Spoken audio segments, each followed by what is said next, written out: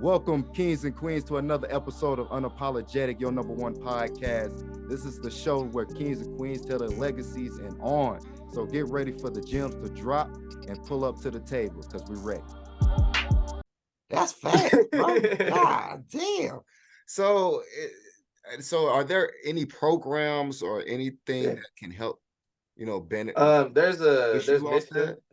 It's a down payment assistance program. That's the main one that people use. And it's good, but it has its pros and cons because it's not necessarily a program it's helping you get into a house, but it's not necessarily helping you financially, because how buying a house usually goes is you put 5% down, right?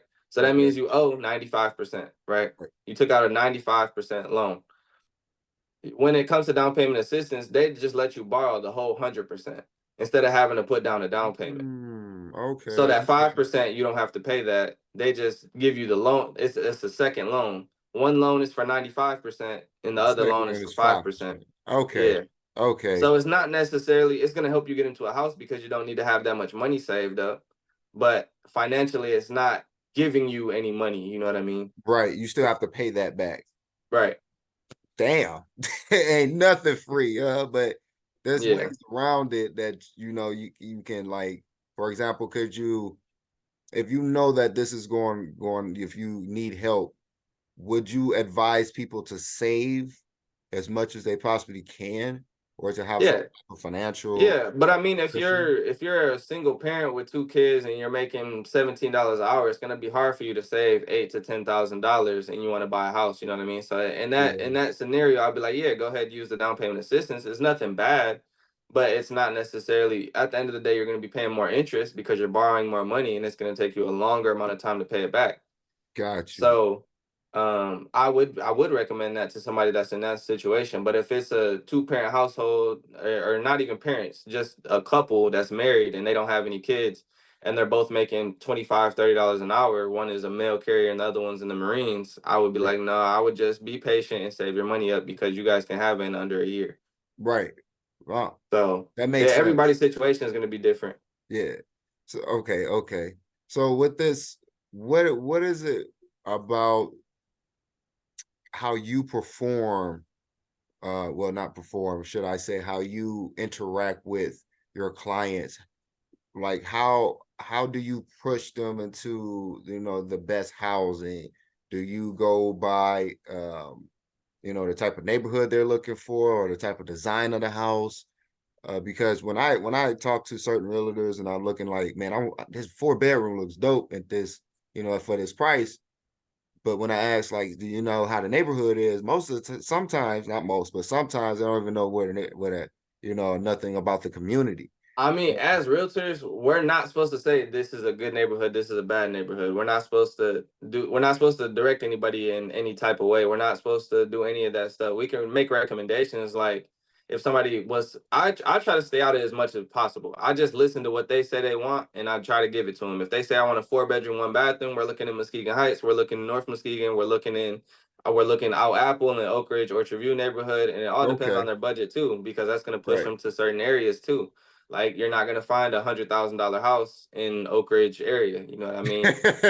So it is a lot that plays into it. I don't necessarily give my recommendations like, I wouldn't live here, this is a bad neighborhood, like it was a shooting on this other street last week. Like, I'm not saying none of that. You know what I mean? Because at the end of the day, I feel like Muskegon is a fairly safe place to live as long as you're out of the way, and you know what I mean. Just go to work, come home, go to the grocery store, play in the front Focus yard on with the you. kids. Yeah, focus on you. You know what I mean? Don't be at the club every weekend stirring up drama, and you know what I mean? Just stay out of the way. Like, I lived right in the middle of Muskegon my whole life. Our house never got broken into. There was never a shooting in the front yard. Like, and I grew up right on Getty Street, Getty and Laketon, like right in the middle of Muskegon. Oh, okay. So That says a lot, because you hear like yeah. different sides to different people, even though it's like the same neighborhoods around, the Muskegon area. But I know I'm gonna bounce a little bit, so I'm trying to figure out, like, what are you trying to become your own realtor agency, should I say, or some type of broker to run Uh, your own? I mean, My main goal is to make enough money to make a difference in Muskegon.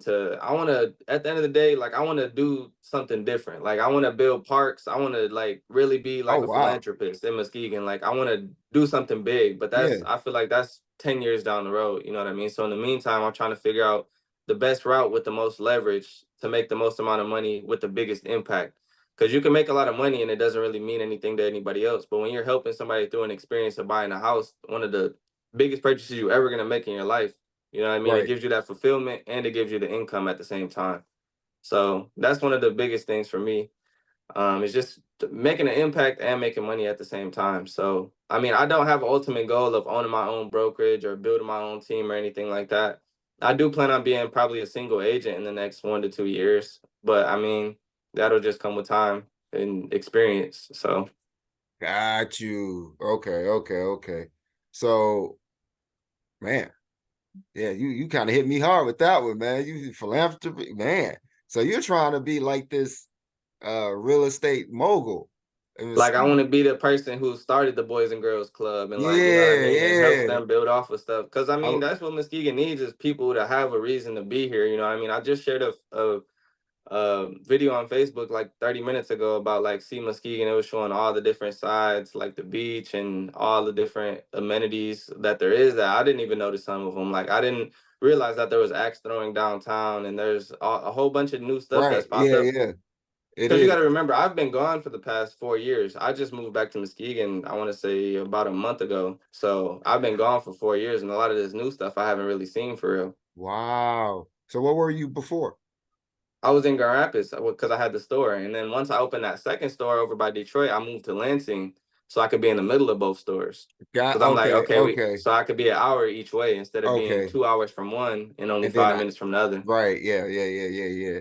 That makes sense. That makes sense. Because I was wondering when you was telling me, like, man, he was here, then he moved, like, No, and I've been in, I want to say, 8 different apartments in the past 4 years. Cause dang, I was breaking my leases and just paying to leave. I'm like, how much is it to break the lease? 2 months of rent. All right, here, I gotta go.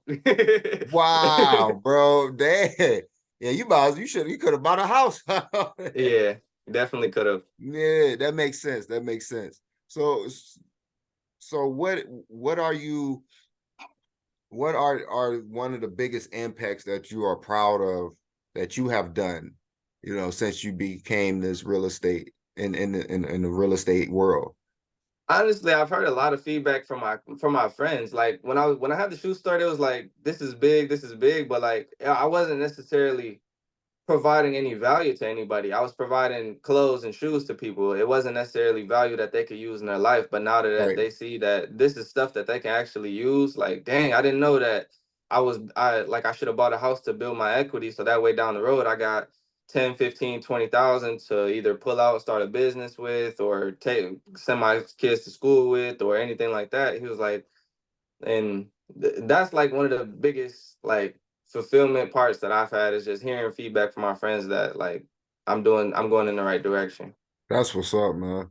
See, So because no, if you got to be careful nowadays. You know what I mean? Who you call in your yeah, circle and your friends and whatnot. And from all the different conversations I've had, man, from corporate CEOs to founders of some of the biggest organizations, and I'm like, man, y'all just sound like us. Us coming up as entrepreneurs, telling us, warning us about, man, yeah, it's cool to have a circle, but make sure you're doing it for the right reasons. Make sure your circle is there for you, like you are yeah, there for them.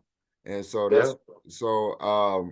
I want to say that your personality comes off like that, and because of your philanthropy of from what I've read, I want to say you was at the Heights High School I talking to was at Muskegon High School last Tuesday. okay, Muskegon High School talking to the Yep. seniors, correct?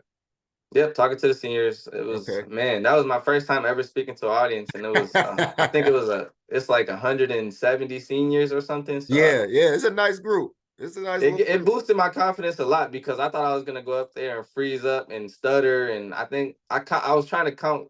I try to prevent myself from saying filler words like, and you know what I mean, and like you know what I mean, all those stolen words that don't Yeah, really yeah, say anything, but it just right. fills up the empty space when you're trying to keep a steady conversation going.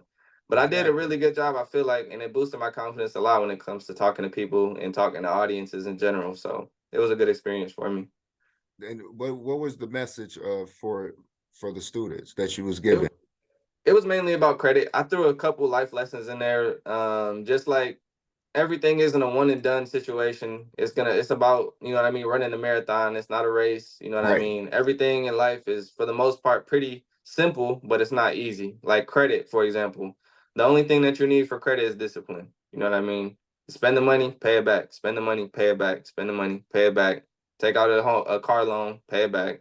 Like it's Right. just it's really simple when I say it, but then Bro, when you I got was just about to say that, man. You make it when sound you like got your it's car hard. breaking down and then your kids late to school and then you lost your job because your car broke Yup. down, you know what I mean? It gets really complicated, I know. And then you got a uncle that just passed away and then life's getting hard and you want to give up, you know what I mean? So I definitely understand it from that perspective, but I mean, at the end of the day, nobody's going to cry for you, and it's up to you to, no matter what your circumstances are, to pick yourself up and keep going. Yeah. So did you have any information like brochures and stuff to give them for that? I Or didn't have any brochures. I went through and did a slideshow. It was like 25 slides. okay, I could have printed out the slides or emailed it to them. But no, I didn't give them any handouts or anything. The only thing okay. I did was I did the presentation, which was like 45 minutes, and at the end, I asked like 10 questions and gave away 10 prizes. Like, what's the highest credit score you can get? What's one way you can get your credit started today? Hey man, Um, those are good questions, bro. Because I know some people that don't even know that they needed to pay attention to their credit, even to this day. So and financial literacy is important. Yeah, and it's a lot of different. If you're just like the type of person that's gonna just be like, I'm gonna just pay cash for everything, okay? Save up $150,000 for a house then. You know what I mean? So, or I mean, Right, even if you can save up 150,000, if you need to rent somewhere, they're gonna look at your credit. If like, there's a lot of different. You go to the phone store, they're gonna look right, at your credit.